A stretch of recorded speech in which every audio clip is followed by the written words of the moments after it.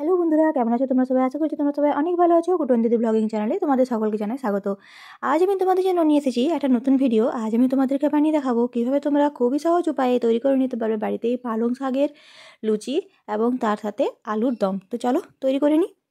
শীতকাল মানে হলো অনেক ধরনের রকমারি খাবার, আর এই রকমারি খাবারের মধ্যে একটা পড়ে হচ্ছে পালং শাকের কচুরি বা পালং শাকের লুচি। তো আমার মতো যারা যারা আছো, যারা পালং শাক পালং শাকের তরকারি বা পালং শাকের অন্যান্য রেসিপি খেতে পছন্দ করো না বা পালং শাকটাকে অতটা বেশি পছন্দ করো না, তারা কিন্তু এই পালং শাকের লুচি একবার বানিয়ে খেও। অসাধারণ কিন্তু টেস্ট হবে, আর খেতে কিন্তু হয় দারুণ। খুবই সুস্বাদু একটা রেসিপি এবং খুবই কিন্তু স্বাস্থ্যকর একটা রেসিপি। তো চলো আর কথা না বাড়িয়ে কীভাবে আমি এটা তৈরি করেছি সেটা আজকে তোমার সাথে আমি শেয়ার করব।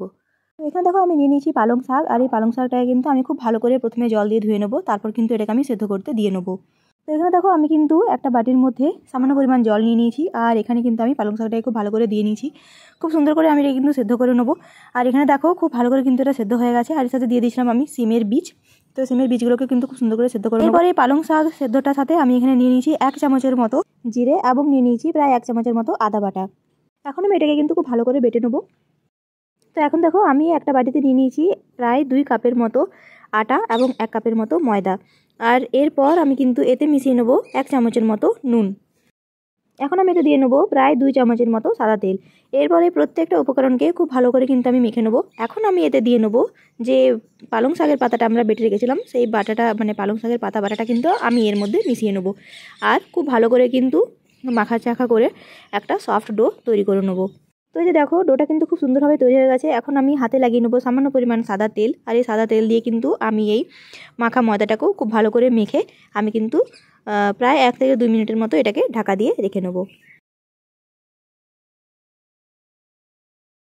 তো প্রায় 1 থেকে 2 মিনিট পর কিন্তু এই মাখা ময়দাটা দেখো অনেকটা আগের থেকে অনেকখানি সফট হয়ে গেছে। এরপর আমি এখানে নিয়ে নিয়েছি চাকতি এবং বেলনা, আর এই চাকতি বেলনার সাহায্যে কিন্তু আমি প্রত্যেকটা লুচিকেই খুব সুন্দর করে বেলে নেবো।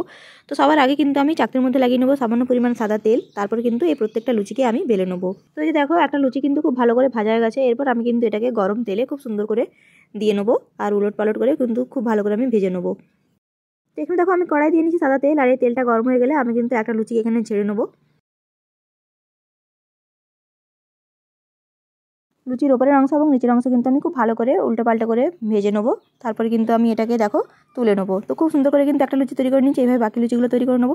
এরপর দেখো সেই একই কড়াইয়ে আমি কিন্তু অনেকটা তেল এখানে কমিয়ে নিয়েছি, একদম কম তেলে কিন্তু আমি তরকারিটা তৈরি করে নেবো। গরম তেলে প্রথমে আমি দিয়ে নিয়েছি আদা বাটা। এরপর আমি কিন্তু এখানে সামান্য পরিমাণে কিছু মশলা দিয়ে নেবো। এখন আমি এখানে দিয়ে নেবো 1 চামচের মতো নুন, তারপর দিয়ে নেবো 1 চামচের মতো হলুদ। এরপর আমি এতে দিয়ে নেবো 1 চামচের মতো ধনে জিরে গুঁড়ো। এরপর আমি এখানে দিয়ে নেবো 1 চামচের মতো লঙ্কার গুঁড়ো। এরপর এই প্রত্যেকটা উপকরণকে আমি কিন্তু খুব ভালো করে ভেজে নেবো।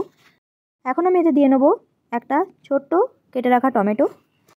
খুব ভালো করে ভাজা হয়ে গেলে আমি এখানে দিয়ে নেবো 1 বাটির মতো সেদ্ধ করে রাখা আলু। এখানে কিন্তু আলুটাকে আমি সেদ্ধ করে খুব ছোটো ছোটো করে কেটে নিয়েছি। এরপর আমি কিন্তু এই প্রত্যেকটা উপকরণ দিয়ে আলুটাকে খুব ভালো করে ভেজে নেবো। এরপর আমি এতে মিশিয়ে নেবো আগে থেকে সেদ্ধ করে রাখা সিমের বীজগুলো।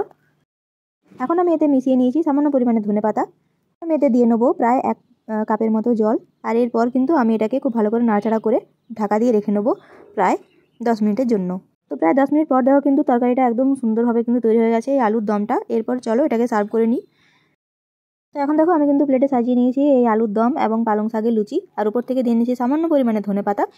তো আমার এই রেসিপি তোমাদের কেমন লেগেছে তোমরা কিন্তু অবশ্যই আমাকে কমেন্ট করে জানিও। ভিডিওটা ভালো লেগে থাকলে কিন্তু চ্যানেলটিকে লাইক, সাবস্ক্রাইব এবং শেয়ার করতে একদম ভুলবে না। সবাই খুব ভালো থেকো, সুস্থ থেকো। খুব তাড়াতাড়ি দেখা হবে তোমার সাথে একটা পরের ভিডিও নিয়ে। ভিডিওটা শেষ পর্যন্ত দেখার জন্য তোমাদের সকলকে অসংখ্য রকম ধন্যবাদ। ভিডিওটা কেমন লাগলো অবশ্যই কিন্তু জানিও। যদি ভালো লাগে তাও কিন্তু জানিও, যদি ভালো না লাগে তাও কিন্তু অবশ্যই কমেন্ট করে জানিও। আমি চেষ্টা করব আমার পরবর্তী রেসিপিগুলো বা পরবর্তীকালে যে ভিডিওগুলো আমি নিয়ে আসবো সেগুলোকে আরও ভালো করার। তো তোমরা কিন্তু অবশ্যই বাড়িতে একবার হলেও চেষ্টা করবে এটা তৈরি করার, পালং শাকের লুচি এবং এই আলুর দম।